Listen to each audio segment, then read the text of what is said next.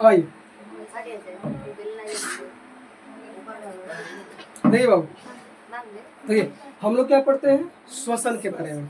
आप एक बात बताइए, एक सजीव को जीवित रहने के लिए श्वसन जरूरी है, और उससे भी जरूरी क्या है, हर वक्त उस जीव को क्या मिले, ऊर्जा मिलते रहे, यानी एनर्जी मिलते रहे। और एनर्जी का जो खपत होता है ना, हर एक समय उसका जरूरत है। जैसे आप अभी बैठे हुए हैं, मतलब क्या, बैठ के पढ़ रहे हैं, तो उस समय भी क्या आपको ऊर्जा चाहिए। आप बोल रहे हैं, हम बोल रहे हैं, क्या ऊर्जा का खपत नहीं हो रहा है, ऊर्जा हमको चाहिए। आप सो गए तो आपको क्या लगता है, ऊर्जा नहीं चाहिए, उस वक्त भी ऊर्जा चाहिए। दौड़ रहे हैं, खेल रहे हैं, हंस रहे हैं, खूब बढ़िया से रो रहे हैं, हर वक्त एनी टाइम, सोते वक्त, जागते, दौड़ते, खेलते, हर एक वक्त आपको क्या चाहिए, ऊर्जा चाहिए। ऊर्जा का खपत होता है।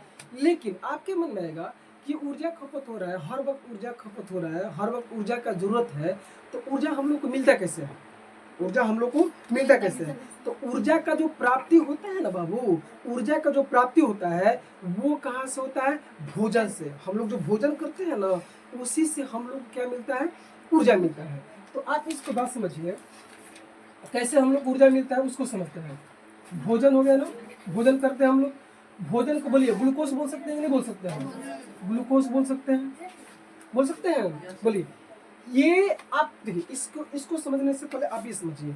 आप एक बात बताइए, 9th क्लास में आपको हम कोशिका के बारे में बताए होंगे, कोशिका के बारे में जानते हैं ना, कोशिका के बारे में जानते हैं, और आप अच्छी तरह से जानते हैं कि हम लोगों का जो शरीर जो है वो किससे मिलकर बना हुआ है, कोशिकाओं से मिलकर बना हुआ है। यानी जितने भी जीव जंतु पेड़ पौधे होते हैं, उनका जो शरीर का निर्माण हुआ है वो किससे मिलकर बना होगा, वो कोशिकाओं से मिलकर बना है। आपको पता है ना, पता है।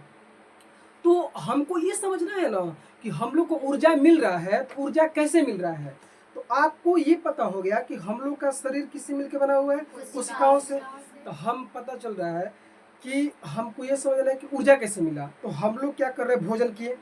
तो जब भोजन किए, तो हम भोजन किए तो भोजन आपको क्या लगता है, जब भोजन पचेगा तो कोशिका में जाके मिलेगा कि नहीं मिलेगा, जो भोजन किए हम लोग वो कोशिका में जाके मिल गया। तो हमको ऊर्जा मिलना, हम ये समझे कि ऊर्जा कैसे मिलता है। तो हम भोजन किए, तो वो जो भोजन है वो कोशिका में जाके क्या हो गया, मिल गया। ये पता चल गया दिमाग में। तो अब हमारे वातावरण में क्या है, हवा है, और उसी हवा में क्या है, ऑक्सीजन है। तो हमको जिंदा रहने के लिए जैसे भोजन जरूरी है, उस प्रकार से ऑक्सीजन भी तो जरूरी है। तो जब हम अपने वातावरण से हम लोग क्या लेते हैं, ऑक्सीजन लेते हैं अपने अंदर। तो वो जब हमारे अंदर ऑक्सीजन जाता है ना, तो वो ऑक्सीजन जो हम लोग भोजन किए रहते हैं और जो भोजन कोशिका में मिला रहता है, तो जो ऑक्सीजन हम लोग लेते हैं ना, तो वो ऑक्सीजन भोजन से पता क्या करता है, रिएक्शन करता है, मतलब क्रिया करता है, मतलब काम करता है। और उसी को पता क्या कहते हैं, ऑक्सीकरण। यानी ऑक्सीजन जब किसी से जाकर के मिल जाता है, यानी ऑक्सीजन जब किसी चीज को तोड़ फोड़ देता है, उसी को क्या कहते हैं, ऑक्सीकरण कहते हैं। इस बात को अच्छे से समझिएगा। हम लोग का शरीर कोशिकाओं से मिलकर बना हुआ है। हमको ये समझना है कि हम लोगों में ऊर्जा की प्राप्ति कैसे होता है। हम लोग का शरीर कोशिकाओं से मिलकर बना हुआ है, और हम लोग भोजन किए, तो भोजन जो हम लोग किए तो वो भोजन कोशिका में जाके क्या हो गया, मिल गया। मिला ना जी। हमारे वातावरण में क्या है, ऑक्सीजन है, हवा है, तो हवा में ऑक्सीजन है ना। हम ऑक्सीजन लिए, तो वो ऑक्सीजन जो है जा करके किससे क्रिया करेगा, भोजन, यानी कोशिका के अंदर भोजन है, उससे क्या करेगा, यानी ग्लूकोज से क्या करेगा, क्रिया करेगा, अभिक्रिया कर लेगा, और उसी को हम लोग क्या कहेंगे, ऑक्सीकरण। यानी ऑक्सीकरण का मतलब समझते हैं, ऑक्सीजन जब किसी को जा करके तोड़ फोड़ देगा ना, मतलब मिल जाएगा, अभिक्रिया कर लेगा, तो उसी को क्या कहते हैं, ऑक्सीकरण। यानी जो भोजन को ऑक्सीजन क्या करता है, ऑक्सीकरण कर देता है, ऑक्सीकृत कर देता है, मतलब उसको क्या करता है, तोड़ देता है। तो इसको हम ऐसे भी लिख सकते हैं समीकरण के माध्यम से कि ये भोजन है, भोजन अपने कोशिका में चला गया है, और जब हम लोग ऑक्सीजन लिए, तो ये ऑक्सीजन जो है, ऑक्सीजन क्या कर रहा है, ऑक्सीजन का फॉर्मूला O2 होता है कि नहीं होता है। ये वाला ऑक्सीजन भोजन से क्या करेगा, अभिक्रिया करेगा, यानी इसको ऑक्सीकृत कर देगा, ऑक्सीकरण कर देगा, मतलब ऑक्सीजन भोजन को क्या करेगा, तोड़ फोड़ देगा। और जब तोड़ फोड़ देगा, तब जाके आपको क्या मिलेगा बाबू, ऊर्जा मिलेगा।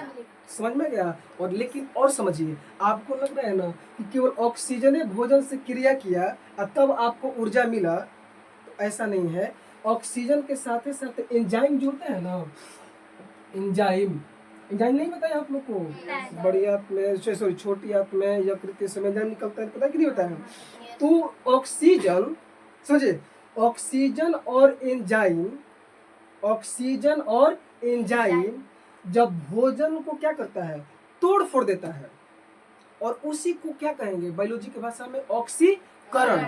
यानी ऑक्सीजन और एंजाइम भोजन यानी ग्लूकोज को क्या करता है, तोड़ देता है, उसको मतलब चूर चूर धूर धूर कर देता है, और तब आपको क्या मिलता है, ऊर्जा मिलता है।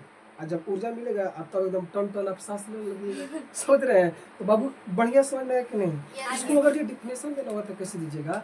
अब देखिए, अब रटना नहीं है डिफिनेशन, इसी के आधार पर डिफिनेशन होगा। श्वसन जो होता है, श्वसन वह प्रक्रिया है, देखिए कितना अच्छे से याद हो जाएगा आप लोग को। श्वसन क्या है? वह प्रक्रिया है जिसमें कोशिका के अंदर ग्लूकोज यानी भोजन को ऑक्सीजन और एंजाइम क्या करता है, ऑक्सीकरण कर देता है, और इसके बाद ऊर्जा की प्राप्ति होता है। उसी को क्या कहते हैं, श्वसन। आसान डेफिनेशन नहीं है, रटना है नहीं, एकदम आसान से बोलना है कि श्वसन क्या है, वह प्रक्रिया है। श्वसन क्या है? वह प्रक्रिया है जिसमें ऑक्सीजन और एंजाइम क्या करता है, कोशिका के अंदर जो भोजन रहता है ना, ग्लूकोज रहता है, उसको क्या करता है, तोड़ फोड़ देता है, यानी ऑक्सीकरण कर देता है, और तब जाके आपको क्या मिलता है, ऊर्जा मिलता है, और उसी को क्या कहते हैं, श्वसन कहते हैं। आसान है, किसी को दिक्कत है? नहीं दिक्कत है। अब इस बात को अब तो समझ गए, ऐसे लिखना पड़ेगा डेफिनेशन, याद हो गया ना? कैसे जी याद हो गया, बोलिए तो, बोलना होगा तो। श्वसन क्या है? श्वसन वह प्रक्रिया है जिसमें ऑक्सीजन और क्या होता है, और एंजाइम क्या करता है, भोजन किए हैं तो वो भोजन कोशिका में स्टोर है, और जब है ना उसको एंजाइम ऑक्सीजन जाएगा, अब बोलेगा कहाँ है तुम, ढूंढेगा, और ढूंढ करके उसको क्या करेगा, तोड़ फोड़ देगा, ऑक्सीकृत कर देगा, और तब क्या मिलेगा, ऊर्जा। अब जैसे पता चल रहा है, अब भोजन कर लिए, ऑक्सीजन और एंजाइम जाकर के उसको मिल ही नहीं रहा है, तोड़िए फोड़ नहीं रहा है, तो क्या लगता है ऊर्जा मिलेगा? नहीं मिलेगा। तो इसी प्रकार से क्या श्वसन होता है। समझ में आया कि नहीं समझ में आया? किसी को दिक्कत है? अब समझिए, आपको लग रहा है ना, अब आपको ऊर्जा मिल गया, ना, तो ऊर्जा मिल गया, तो ये जो ऊर्जा होता है ना, तो आपको लग रहा है कि तुरंत भोजन किए। अब जैसे आप गौर से देखिएगा ना, जूस फल वगैरह की दुकान पे लीजिएगा, जूस की दुकान पे, तो आप किसी को देखिएगा ना, जूस पी रहा होगा, अब जूस पिएगा, अब जूस पीने के बाद ना उसका एक्सप्रेशन देखिएगा, उसको लगेगा ना कि हमें ऐसा कुछ ताकत आ गया है, मतलब किसी को रहने नहीं देंगे, मतलब हमें मतलब कुछ भी कर सकते हैं, समझ रहा है? तो इस प्रकार से आता है, लेकिन उनका सोच गलत है। आप ये समझिए, आप लोग को लगता है कि तुरंत दूध पिए एक बाल्टी, दूध पिए और तुरंत आपको क्या लगता है, ऊर्जा मिल गया? नहीं, क्या होता है उसी प्रक्रिया को समझिए। अब जैसे आप भोजन किए, आप खूब भोजन करके और आपको एकदम टनटना गया, आपको लगता है ना कब हमको तो ऊर्जा मिल गया। अरे भैया, ऊर्जा आपको मिले, पहले वाला जो ऊर्जा था ना वो ऊर्जा मिल रहा है, समझ रहे हैं? अभी जो भोजन कर रहे हैं तो ऊर्जा आपको मिला, ये जो ऊर्जा है ना, ये वाला ऊर्जा, ये जा करके हमारे कोशिकाओं में क्या होता है बाबू, जमा हो जाता है। बात समझ रही क्या बोल रहे हैं? ये जो ऊर्जा मिला भोजन के, ये सब एंजाइम ऑक्सीजन इसको तोड़ा तो ऊर्जा मिला ना, तो आपको लग रहा है कि ऊर्जा मिला और एकदम ऊर्जा मिलने लगा हम लोग को। नहीं, ये जो ऊर्जा है, ऊर्जा मिला तो ये ऊर्जा हमारे कोशिकाओं में जाकर के जमा हो जाता है, और जमा हो जाता है ना, तो उसी को कहते हैं एटीपी। एटीपी यानी सॉरी एडीपी लिख रहा है जी, सॉरी एटीपी।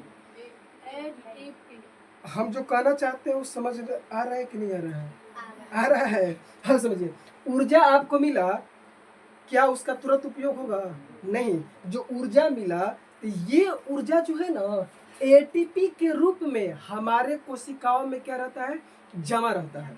एटीपी के रूप में क्या रहता है बाबू, जमा रहता है। और एटीपी को पता क्या करता है, एडिनोसिन ट्राइफॉस्फेट, फुल फॉर्म लिखिएगा इसका। अच्छा क्या लिखे, एडिनोसिन, देखिए एडिनो, इसका फुल फॉर्म अगर लिखना होगा तो कैसे बोलिएगा? Adenosine triphosphate, phosphate. याद हो गया? बोलिए। अच्छा, एटीपी क्या है? कोई पूछेगा कि एटीपी क्या है तो क्या जवाब दीजिएगा? कहिएगा कि हम जो भोजन किए हैं ना, अब भोजन करने के बाद जो ऊर्जा हमको मिला है तो क्या तुरंत वो ऊर्जा उपयोग होगा? नहीं, जो ऊर्जा हमको मिला है ना वो ऊर्जा स्टोर होगा, यानी हमारे कोशिकाओं में जमा होगा। और वो जमा होगा किस रूप में? एटीपी के रूप में। एटीपी का फुल फॉर्म क्या होता है? एडिनोसिन या एडिनोसाइन ट्राइफॉस्फेट, एडिनोसाइन ट्राइफॉस्फेट। याद हो गया? यानी जो ऊर्जा मिला है वो ऊर्जा बाबू किस रूप में संचित रहता है? एटीपी के रूप में। और जब जब हमको ऊर्जा चाहिए ना तो यही एटीपी टूटता है और तब जाके ऊर्जा हमको मिलता है। अभी रुकिए आप, लेकिन आपके मन में आएगा ये तो पता चल गया कि ऊर्जा मिला, ऊर्जा जा करके एटीपी के रूप में जमा हो गया हमारे शरीर में, तो आपके मन में आएगा कि एटीपी बना किससे? आपके मन में आएगा एटीपी बना किससे? तो बात समझिए, एटीपी का जो निर्माण हुआ है ना बाबू, वो हुआ है एडीपी से। किससे हुआ है? ADP plus phosphate, phosphate plus ऊर्जा, तब जा करके आपको पता क्या मिला? आपको मिला एटीपी। ये आपको इक्वेशन समझ में आया? ये इक्वेशन किसका है? एटीपी। एटीपी जो बना है वो कैसे बना? अच्छा, एटीपी शुरू में आपको बताया है कि जो ऊर्जा स्टोर हुआ एटीपी के रूप में जमा हो जाता है। तो एटीपी बना है तो कैसे बना है? एडीपी, बस समझ रहे हैं, और फॉस्फेट, जो ऊर्जा, कौन ऊर्जा? जो भोजन से निकला हुआ है, भोजन से निकला हुआ है वो ऊर्जा, यानी तीनों मिल करके क्या बनता है बाबू? एटीपी बनता है। और ये एटीपी हमारे कोशिकाओं में क्या रहता है? जमा रहता है। और जब जब आपको ऊर्जा का जरूरत है, ज्यादा झगड़ा करने का मन है, अब किसी को डांटने का मन है, रोने का मन है, तब तब ऊर्जा चाहिए, और तब ये वाला एटीपी क्या हो जाएगा? टूटेगा, और तब जाके ऊर्जा मिलेगा। ये वाला एटीपी, आप बताइए एटीपी बनने में किस किस का योगदान है? बोलिए तो। एडीपी का, फॉस्फेट का और ऊर्जा, यानी तीनों मिल करके क्या बना है? एटीपी। ये आपके कोशिका में क्या हो गया? जमा हो गया। और अब आपका मन है कि हमको ऊर्जा चाहिए। आपका मन है क्या? ऊर्जा चाहिए। तो ऊर्जा कैसे मिलेगा? अब एटीपी जो है ना, ये वाला जो एटीपी अब क्या होगा? टूटेगा। अब ये वाला एटीपी टूटेगा। अब एटीपी पता है किसमें टूटेगा? कुछ नहीं करना, यही वाला बत्ती लिख देना है। एडीपी प्लस किस में टूटेगा? फॉस्फेट प्लस क्या मिलेगा आपको? ऊर्जा। समझ में नहीं आया? कहाँ से आया? अच्छा बताइए, एक बात समझिए, ये इक्वेशन किसका है? ये जो लिखे हैं इसका मतलब क्या है? समझ रहे हैं? इसका मतलब ये है कि ये वाला एटीपी आपको पता चल गया ना कि एटीपी हमारे कोशिका में जमा है, और जब हमको ऊर्जा का जरूरत है तो ये वाला एटीपी टूटेगा कि नहीं टूटेगा? तो जब ये वाला एटीपी टूटेगा तो किस में टूटेगा? एडीपी और फॉस्फेट, ऊर्जा। ऊर्जा तो मिल गया आपको। समझ में आ गया? अब थोड़ा एक बार ना इसको समझाते हैं, समझाते हैं एक बार। अच्छा बताइए, एक बार सुनिए ना इससे। आप बताइए, हमको एक बात बताइए, आप लोग इधर इधर देखिए, हमको एक बात बताइए बाबू, सुनिए, हमको बताइए, हम लोग का शरीर कोशिकाओं से मिलकर बना है ना? हमको जीवित रहने के लिए क्या चाहिए? ऊर्जा। एनी टाइम, सॉरी, ऊर्जा का खपत एनी टाइम है। उसके लिए क्या चाहिए? भोजन। भोजन जरूरी है ना? तो हम भोजन किए तो वो भोजन हमारे कोशिका में क्या हो गया? स्टोर हो गया, मतलब लग गया जा करके। हम ऑक्सीजन लिए तो वो ऑक्सीजन और हमारे अंदर से जो एंजाइम निकल रहा है वो ऑक्सीजन और एंजाइम किस पे जाकर टूट पड़ेगा? भोजन पे। और टूट करके उसको उससे मारा मारी करेगा, उसको तोड़ फोड़ देगा, और तोड़ फोड़ेगा तो क्या मिलेगा? ऊर्जा मिलेगा। तो ऊर्जा मिला तो क्या डायरेक्ट उसका खपत होगा? नहीं, उसका डायरेक्ट खपत नहीं होगा। वो ऊर्जा हमारे शरीर में क्या होगा? जमा होगा। और वो किस रूप में जमा होगा? एटीपी के रूप में। और एटीपी का फुल फॉर्म क्या है? Adenosine triphosphate. ऐसा समझ में आए? अब समझिए, अब आपके मन में आएगा कि एटीपी जो बना है वो किन किन पदार्थों से मिलकर बना है। तो एडीपी, फॉस्फेट, ऊर्जा मिला है ना, तब जाके क्या मिला है? एटीपी। यही वाला एटीपी आपके कोशिका में क्या है? जमा है। आपके कोशिका में क्या है बाबू? जमा है। और ये वाला जमा है, और जब जब आपको ऊर्जा का जरूरत है तो यही वाला एटीपी क्या होगा? अब टूटेगा। अब एटीपी टूटेगा तो किस में? एडीपी, फॉस्फेट और ऊर्जा में। और जब जब आपको ऊर्जा का जरूरत है तो एटीपी टूटेगा और तब क्या मिलेगा आपको? ऊर्जा मिल जाएगा। और एक बात समझिए बाबू, भोजन जब टूटता है ऑक्सीजन और एंजाइम की मदद से, सुनिए, जब भोजन यानी ग्लूकोज का मतलब क्या विखंडन होता है, ऑक्सीकरण होता है ऑक्सीजन और एंजाइम की मदद से, तो आपको क्या लगता है केवल ऊर्जा ही निकलता है? नहीं, इसमें पता क्या निकलता है? CO2 भी निकलता है, और पता क्या निकलता है? जल भी निकलता है। बात समझ क्या बोल रहे हैं? जब भोजन टूटेगा तो ऊर्जा तो मिलेगा, क्या CO2 नहीं बनेगा? जल भी बनेगा। लेकिन भोजन किए ऊर्जा मिला, भोजन किए तो ऊर्जा भी मिला, और उसके साथ साथ क्या मिला? CO2 भी मिला और जल भी मिला। लेकिन खास बात पता क्या है? हमको CO2 नहीं चाहिए। ऑक्सीजन तो लिए, भोजन को तोड़ दिया, हमारे शरीर में क्या बना? CO2 बना। तो CO2 हमको जरूरत है जी। अब किसी का मुंह खोल के CO2 भर दीजिए, अब 2 मिनट 5-10 मिनट का मुंह बंद कर दिए तो मर जाएगा लीजिए। तो उसी प्रकार से हमको CO2 जरूरत है हमको, तो वो हमारे अंदर से क्या CO2 को पता है क्या बोल सकते हैं आपके भाषा में, किताब की भाषा में उसको अपशिष्ट पदार्थ बोल सकते हैं। क्योंकि हमारे लिए अपशिष्ट पदार्थ का मतलब क्या होता है? वैसा पदार्थ जो हमारे शरीर के लिए उपयोगी नहीं है, जो हमको हमारे लिए जरूरत उसका नहीं है। तो क्या CO2 अपशिष्ट पदार्थ है कि नहीं है? है, क्योंकि हमको इसका थोड़ा जरूरत है। वो बाहर क्या हो जाएगा? मतलब निकल जाएगा श्वसन के माध्यम से। जल बताइए, जल अपशिष्ट पदार्थ बोल सकते हैं?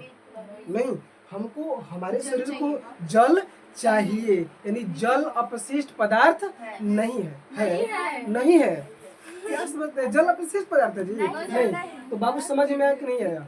बोलिए। भोजन यानी ग्लूकोज का विखंडन होता है तो क्या बनता है? ऊर्जा, CO2 और जल। लेकिन ऊर्जा का तो समझ भी करते ऊर्जा जरूरी है, क्या CO2 जरूरी है? CO2 जरूरी है? नहीं जरूरी। जल, जल अपशिष्ट पदार्थ है? नहीं, जल अपशिष्ट पदार्थ नहीं है। जल हमारे लिए, हमारे शरीर के लिए हानिकारक नहीं है, लेकिन CO2 हानिकारक है। यानी उधर से CO2 क्या होता है? बाहर निकल जाता है। अब बताइए समझ में आ गया कि नहीं आ गया? अब डिफिनेशन देना होगा तो कितना आसानी से दे सकते हैं कि श्वसन वह प्रक्रिया है जिसमें जो हमारे कोशिका के अंदर जो भोजन रहता है ना उसका ऑक्सीकरण होता है, यानी ठेठ भाषा में विखंडन, तोड़ फोड़, समझते हैं? धूर दूर हो जाना, यानी उसका धूर यानी विखंडन यानी ऑक्सीकरण कौन करता है? ऑक्सीजन और एंजाइम। और आपको मिलता क्या है? ऊर्जा मिलता है, जल मिलता है, और क्या मिलता है? कार्बन डाइऑक्साइड मिलता है। क्या कार्बन डाइऑक्साइड अपशिष्ट पदार्थ है? नहीं है। अरे हमको इसका जरूरत नहीं है। जल अपशिष्ट पदार्थ नहीं है, इसका हमको जरूरत है। इसमें किसी को दिक्कत नहीं है ना? और जो ऊर्जा मिला तो क्या डायरेक्ट उसका खपत कर लीजिएगा? आप जूस पिए दुकान पे, जा करके अपने आप को मत समझिए कि हमको अभी नहीं, ठीक है लगेगा ऊर्जा मिलेगा। क्या डायरेक्ट आपको लगता है कि जूस पी के अभी नहीं ऊर्जा मिल गया? नहीं, आपको नहीं सुना है, कुछ समय लगेगा। वो ऊर्जा किस में स्टोर हो जाएगा? एटीपी में। और जब हमको जरूरत होगा तब एटीपी क्या होगा? टूटेगा और ऊर्जा का प्राप्ति हो जाएगा। तो बाबू समझ में किसी को दिक्कत है? तो ऐसे ही तो पढ़ना है। किसी को दिक्कत है? इसको उतार लीजिए। अब आइए, अब हो गया। श्वसन कितने प्रकार का होता है बोलिए तो बाबू? श्वसन में आप सभी लोगों को किसी प्रकार का कुछ समस्या नहीं? अब समझते हैं श्वसन कितने प्रकार का होता है? श्वसन कितने प्रकार का होता है? 2 प्रकार का। श्वसन कितने प्रकार का होता है? 2 प्रकार का। पहला जो श्वसन होता है वो होता है अवायवीय। क्या होता है बाबू? अवायवीय श्वसन, समझ रहे हैं? दूसरा जो श्वसन होता है वो होता है वायवीय। दूसरा श्वसन क्या होता है बाबू? वायवीय श्वसन। बोलिए इसमें किसी को दिक्कत है? और दिक्कत क्या होगा ना, दो ये है। श्वसन कितने प्रकार का होता है बाबू? 2 प्रकार का। पहला कौन सा? अवायवीय श्वसन, दूसरा वायवीय। एक एक करके पढ़ते हैं। चलिए अब आप लोग हेडिंग ये डालिएगा, कौन सा है डालिएगा? अवायवीय श्वसन। अवायवीय श्वसन जो है, इसके नाम से पता चल जाता है कि अवायवीय का मतलब क्या है। यानी अवायवीय कहने का मतलब ये हुआ कि वैसा श्वसन, वैसा श्वसन, श्वसन तो होगा लेकिन क्या नहीं रहेगा, तो ऑक्सीजन। यानी वैसा श्वसन, तो वैसा श्वसन जिसमें श्वसन होगा लेकिन किसके अनुपस्थिति में? ऑक्सीजन के अनुपस्थिति में, उसी को क्या कहते हैं? अवायवीय श्वसन कहते हैं। समझा गया? तो ये रफ भाषा में कहने के लिए है कि वैसा श्वसन जो श्वसन होता है लेकिन ऑक्सीजन के अभाव में, ऑक्सीजन नहीं रहता है तब उसको अवायवीय कहते हैं। लेकिन ऐसे नहीं समझते हैं। आप जानते हैं हम भोजन किए, भोजन जो है, भोजन को एंजाइम और क्या ऑक्सीजन उसको तोड़ दिया, ऑक्सीकरण कर दिया, तो क्या मिला आपको? ऊर्जा मिला। और वो ऊर्जा क्या तुरंत खपत होगा? वो ऊर्जा एटीपी के रूप में क्या होता है? संचित होता है। कहाँ पे? कोशिका में। कोशिका में संचित रहता है। अब आपको जब जब जरूरत पड़ेगा तब एटीपी टूटेगा, हम लोग को ऊर्जा क्या होगा? मिलेगा। तो अब हमको ये समझना है कि अवायवीय का मतलब क्या होता है। हमारे शरीर के अंदर या किसी जीव जंतु के अंदर एटीपी जमा है, एटीपी जमा है ना, वही ऊर्जा एटीपी के रूप में जमा है। तो अगर ये कोशिका के अंदर जो एटीपी मौजूद है, संचित है, जमा है, अगर उसका ऑक्सीकरण, ऑक्सीकरण तो समझ रहे हैं, यानी उसका तोड़ फोड़ कहिए, चाहे टूटना कहिए, उसको टूटेगा फूटेगा, लेकिन किसके अनुपस्थिति में? ऑक्सीजन के अनुपस्थिति में। यानी ऑक्सीजन नहीं रहेगा तब। अनुपस्थिति समझते हैं ना? अरे अभी आप पर आए हैं तो उपस्थित हैं, और कल नहीं आइएगा, संडे है तो क्या अनुपस्थित रहिएगा? संडे अरे ठीक है, पहले बाद का बात है, पहले पढ़िए पहले। तो अब उपस्थित अनुपस्थित व्यक्तिगत नहीं है ना। आप लोग परेशान हो जाते हैं कि कल आएंगे कि नहीं आएंगे। कल का बात कल है, पहले इसको देखिए। तो उपस्थित मतलब समझ में गया? उपस्थित का मतलब क्या होता है? अरे आप मौजूद है तो उपस्थित है, कल नहीं रहिएगा तो क्या अनुपस्थित रहिएगा। तो वैसा श्वसन जिसमें एटीपी का ऑक्सीकरण होता है, एटीपी टूटता है, लेकिन किसके अभाव में, किसके नहीं रहने पे? ऑक्सीजन के नहीं रहने पे, यानी ऑक्सीजन के अनुपस्थिति में। तो वैसे श्वसन को हम लोग क्या कहते हैं? अवायवीय श्वसन कहते हैं। याद हुआ कि नहीं याद हुआ? कैसे याद हुआ बोलिए तो? वैसा श्वसन जिसमें एटीपी का विखंडन होता है, ऑक्सीकरण होता है, लेकिन किसके अभाव में? ऑक्सीजन के अभाव में, ऑक्सीजन नहीं रहेगा तब। तो वैसे श्वसन को क्या कहते हैं? अवायवीय श्वसन कहते हैं। अब बताइए कोशिका के बारे में जानते हैं ना जी? कोशिका एक तो इतना छोटा जिसको आप अपने आंखों से नहीं देख सकते, देख सकते हैं नहीं देख सकते, उसको देखने के लिए माइक्रोस्कोप की जरूरत पड़ता है। और उसमें से बहुत सारा उसका अंगक है, जो पढ़े कि नहीं पढ़े हैं। कोशिका द्रव हो गया, कोशिका झिल्ली, इसमें माइटोकॉन्ड्रिया, केंद्रक, जो भी होता है, पढ़े कि नहीं पढ़े आप लोग? और उसी कोशिका के अंदर, हमारा शरीर कोशिकाओं से मिलकर बना है, बहुत छोटा कोशिका होता है जिसको अपने आंखों से नहीं देख सकते हम लोग। और उस छोटे कोशिका में पता है क्या मौजूद रहता है? माइटोकॉन्ड्रिया। क्या रहता है बाबू? माइटोकॉन्ड्रिया। तो वैसा जीव जंतु, दुनिया का वैसा जीव जंतु जिसमें अगर क्या नहीं रहेगा? माइटोकॉन्ड्रिया, माइटोकॉन्ड्रिया, माइटोकॉन्ड्रिया, वैसा जीव जंतु, वैसा जीव जिसमें माइटोकॉन्ड्रिया नहीं रहेगा ना, तो पता है उसमें कौन सा श्वसन होगा? अवायवीय। आप बताइए, आप लोगों में माइटोकॉन्ड्रिया है? नहीं है? अच्छा, पेड़ पौधों में है? पेड़ है तो ये मत समझिए उसमें माइटोकॉन्ड्रिया नहीं, उसमें माइटोकॉन्ड्रिया है। बताते हैं। अच्छा बताइए, गाय भैंस ये सब माइटोकॉन्ड्रिया है? उसमें भी है, उसमें भी है। एक जीव है जिसमें माइटोकॉन्ड्रिया नहीं होता है, उस जीव का नाम पता क्या है? जीवाणु। उसका नाम क्या है? जीवाणु। जो एक कोशिकीय होता है, नहीं समझ रहे हैं? यानी जीवाणु ऐसा जीव है जिसमें माइटोकॉन्ड्रिया पाया ही नहीं जाता है। तो इसमें माइटोकॉन्ड्रिया नहीं पाया जाता है, तो क्या लगता है इसमें श्वसन होगा कि नहीं होगा? इसमें श्वसन होगा, लेकिन कौन वाला, वायवीय कि अवायवीय? अवायवीय। समझ में आ गया? यानी वैसा जीव जंतु जिसमें माइटोकॉन्ड्रिया नहीं पाया जाएगा ना, तो उसमें श्वसन तो होगा, लेकिन कौन वाला, अवायवीय श्वसन। हम में बताइए, सुनिए, हम लोगों में भी अवायवीय होता है। कब? जब हम में ऑक्सीजन का कमी पड़ जाएगा तब। बताएंगे, आप परेशान मत रहिए। आप ये समझिए, ये एकदम फ्री है, इसको एकदम कंफर्म है, नहीं कहते हैं कोई बदमाश आदमी टोला माला में होता है तो एकदम अरे वो कुछ कर देगा, छोड़िए वो तो ऐसा है, है उससे क्या बात करना है। तो जीवाणु क्या वैसा है, जीवाणु में माइटोकॉन्ड्रिया नहीं पाया जाता है, इसीलिए इसमें जो श्वसन होगा, तो बोलिए ऑक्सीजन रहेगा तब होगा कि ऑक्सीजन नहीं रहेगा तब होगा? ऑक्सीजन नहीं रहेगा तब, यानी ऑक्सीजन के अनुपस्थिति में श्वसन होता है। तो इसमें किसी को दिक्कत नहीं है ना? है अरे बाबू, किसी को दिक्कत नहीं है? नहीं दिक्कत है। लेकिन बात यह आता है कि जीवाणु में, बस में बोलिए, इधर समझिए, बहुत बात मत करिए, बात मत कीजिए। दो जीव हो गए, एक क्या,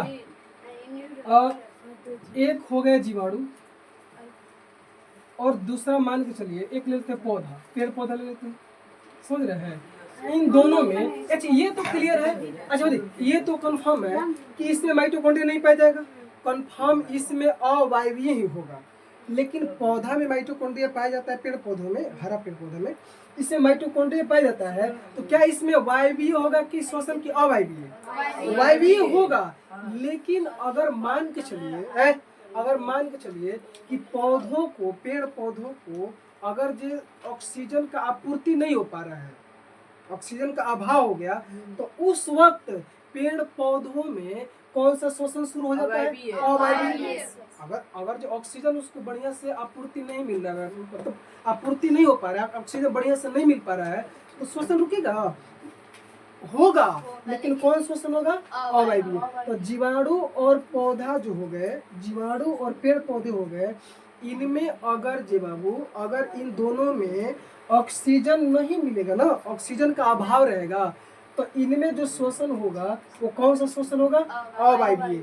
और इनमें जो श्वसन होने के बाद अवायवीय जो मिलेगा ना, वो पता क्या मिलेगा? इथाइल एल्कोहल, कार्बन डाइऑक्साइड और 2 ATP जैसे बात समझिए। आपको नहीं समझ में आया, हमको पता है। आप बताइए ग्लूकोज का फॉर्मूला क्या होता है, बताइए तो? C6H12O6। ये किसका फॉर्मूला है? ग्लूकोज का। भोजन समझते हैं कि नहीं समझते हैं? क्या दिक्कत है, नहीं समझ में रहा है?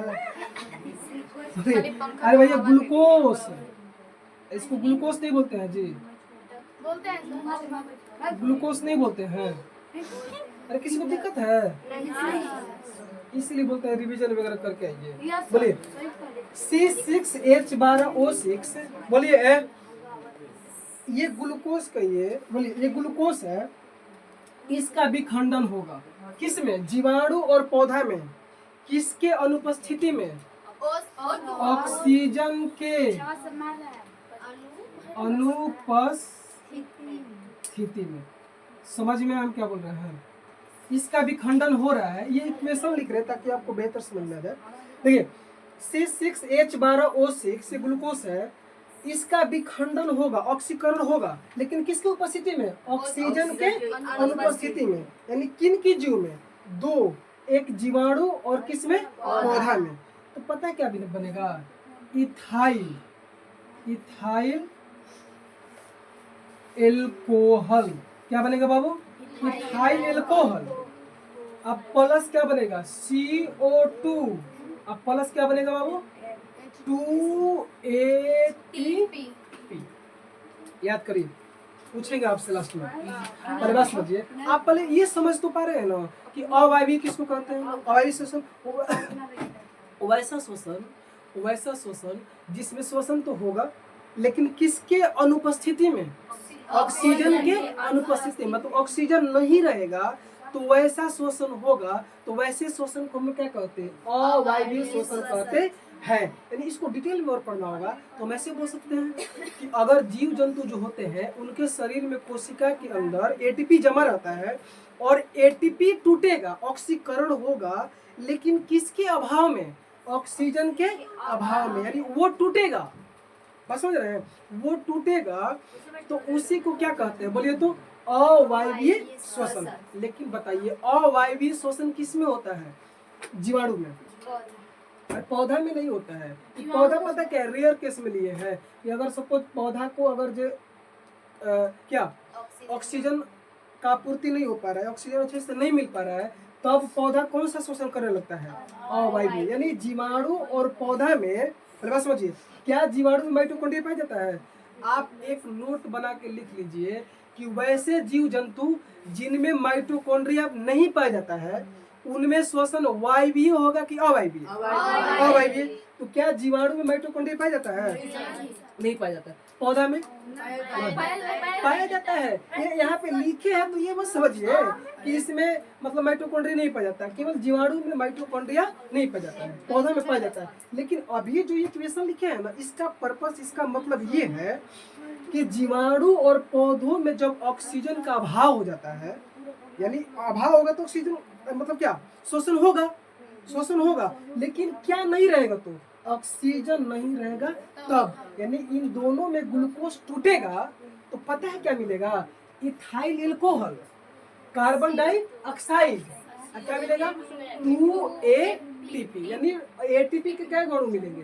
2 गो। एटीपी के क्या अणु मिलेंगे बाबू? 2 गो। याद हुआ कि नहीं? याद हो गया? अब समझिए, ये तो पढ़ लिए, ये तो पढ़ दिए, लेकिन जरा बताइए हम लोगों में, अच्छा है जीव जंतु, जंतु हो गए। जीव जंतु मतलब क्या? बाघ, शेर, हाथी, भालू, बंदर, भालू बोल दिए, भालू, गाय, भैंस, ये सब जीव जंतु बोलते हैं ना। हम लोग क्या हो गए? मानव। यानी कहने का मतलब मानव में और किस में बाबू? मानव में और किस में? जंतु में, जीव जंतु में। सुनिए, मानव में और जीव जंतु में ऑक्सीजन का आपूर्ति नहीं हो पाएगा। मतलब क्या? ऑक्सीजन अगर जो अच्छे से नहीं मिल पाएगा तब क्या होता है उसको समझते हैं। जैसे मान के चलिए C6H12O6, ये ग्लूकोज का फॉर्मूला है। बोलिए, इसका विखंडन होगा, ऑक्सीजन मिलेगा तब कि ऑक्सीजन नहीं मिलेगा तब?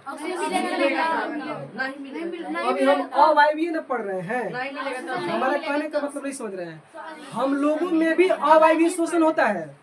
हम लोगों में भी क्या होता है? हम लोगों में और जीव जंतु में भी अवायवीय शोषण होता है। कब? जब ऑक्सीजन का आपूर्ति नहीं हो पाता है तब, ऑक्सीजन अच्छे से नहीं मिल पाता है तब। तो जब जैसे मान के चलिए कि हम लोगों में, मानव में और जंतु में अगर जो ऑक्सीजन नहीं मिलेगा, यानी ऑक्सीजन के क्या अनुपस्थिति में, ऑक्सीजन के अनुपस्थिति में ये ग्लूकोज टूटेगा तो पता है हम लोगों में क्या बनेगा? हम लोगों में बनता है बाबू लैक्टिक अम्ल। क्या बनता है? लैक्टिक अम्ल बनता है। अब प्लस क्या बनता है? 2ATP बनता है। हाँ, ATP देखिए, सुनिए, जीवाणु में और पौधा में भी 2ATP।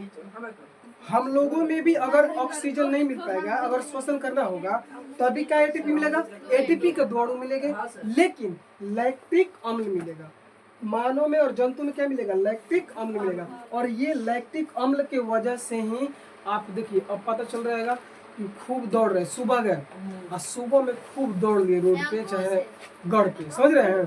तो दौड़ के आए और रात में सोए, अब पता चल रहा है ना कि आपका जो ये क्या बोलते हैं पैर हाथ जो है खूब दर्द कर रहा है। तो ये दर्द कर रहा है तो आप बताइए, खूब आप स्पीड में दौड़ रहे थे, अब बताइए दौड़ने वक्त आप गौर करिएगा कि जल्दी जल्दी सांस लेने में तकलीफ होता है कि नहीं होता है? तो उस समय क्या ऑक्सीजन का आपूर्ति हो पाता है? अच्छे से नहीं हो पाता है। और जब ऑक्सीजन का उस समय आपूर्ति नहीं हो पाता है तो आप में श्वसन होगा, और वो कौन सा श्वसन होगा? अवायवीय। और अवायवीय श्वसन होगा तो इसके वजह से आपके शरीर में पता है कौन अम्ल जमा हो जाएगा? लैक्टिक अम्ल जमा हो जाएगा। और लैक्टिक अम्ल की वजह से ही हमारे पैर में, हाथों में, बदन में ये सब क्या होता है?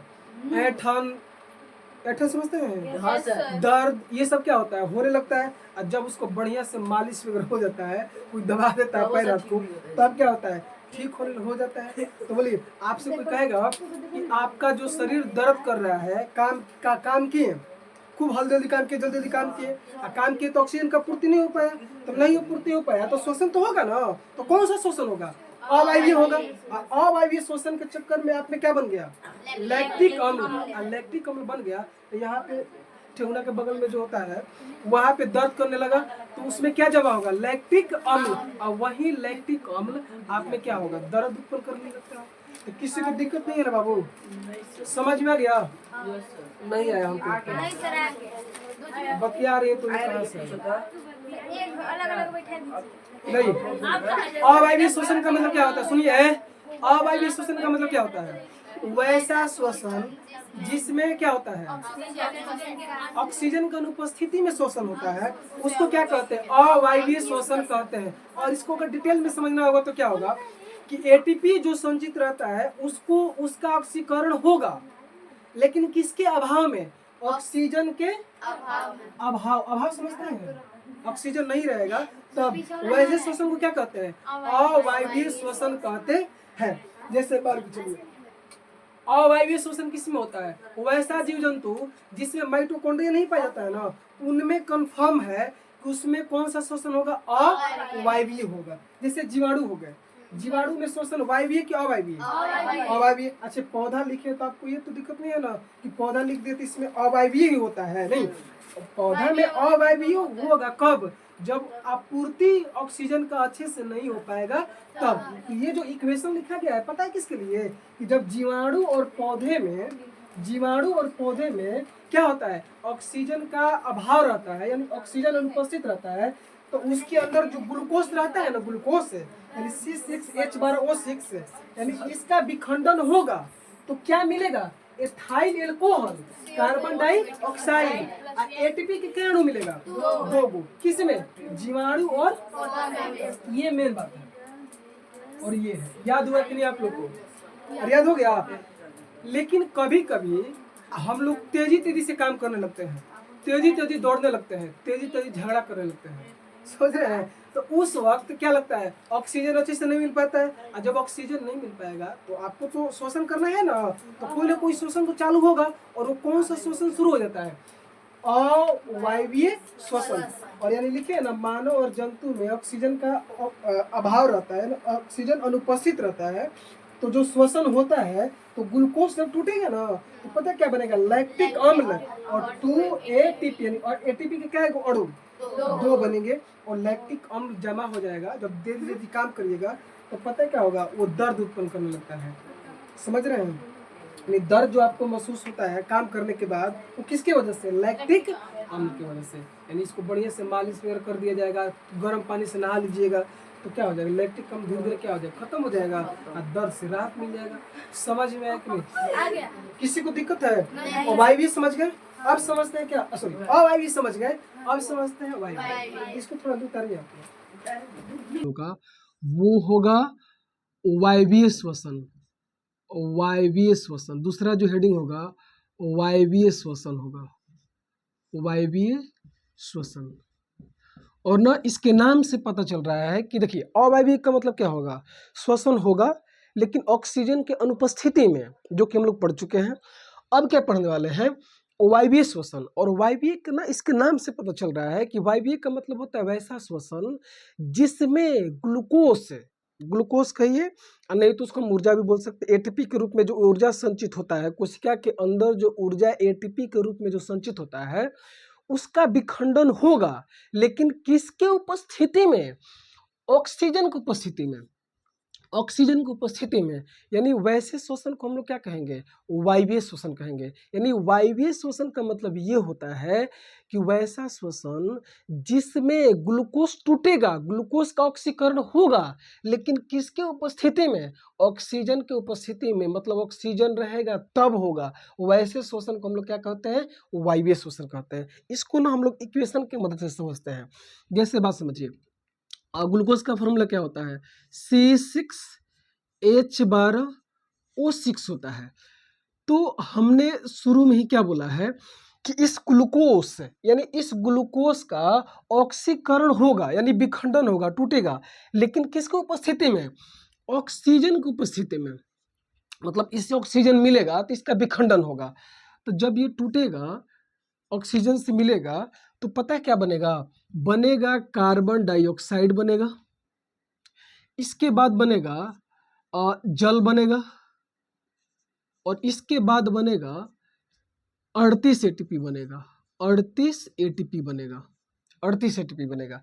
यानी कहने का मतलब ये हुआ कि जब ग्लूकोज से ऑक्सीजन जब मिलेगा, यानी ग्लूकोज से ऑक्सीजन का ऑक्सीकरण होगा, मतलब इससे मिलेगा, तो पता है बनेगा कार्बन डाइऑक्साइड बनेगा, जल बनेगा, और एटीपी के 38 अणु बनेंगे। लेकिन आप गौर से देखिएगा, आप इस ये जो इक्वेशन अभी लिखा हुआ है ना, ये बैलेंस इक्वेशन नहीं है। अब कैसे बैलेंस नहीं है, क्योंकि यहाँ पे देखिए कार्बन 6 है, यहाँ पे कार्बन 1 है, इसको बैलेंस करना पड़ेगा। और एक बात गौर करने वाला ये भी है कि वायवीय श्वसन जब भी होगा वो किस में होगा, अगर वैसा जीव जंतु जिसमें माइटोकॉन्ड्रिया रहेगा उसी में ही वायवीय श्वसन होता है, बाकी वायवीय श्वसन नहीं होता है।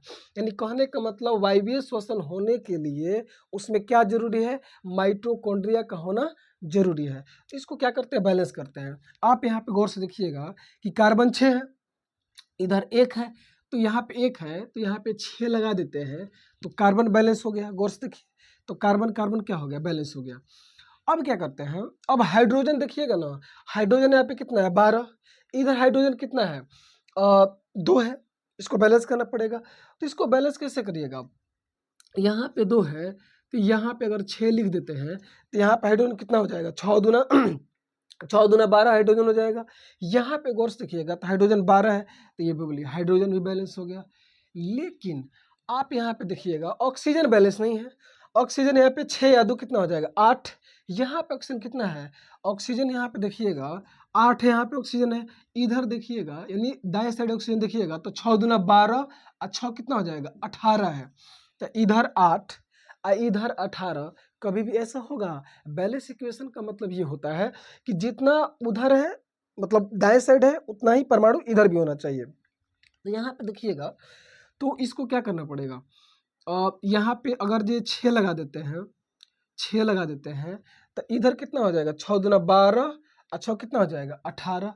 और इधर देखिए बैलेंस हो गया, 6 दूना 12 और 6 कितना हो गया, 18। यानी इस तरह से हम लोग बैलेंस कर सकते हैं। और इसमें वायवीय श्वसन में क्या होता है कि जो वायवीय श्वसन के बाद जो एटीपी बनता है, वो क्या एटीपी बनता है, एटीपी के 38 मतलब 38 अणु बनते हैं।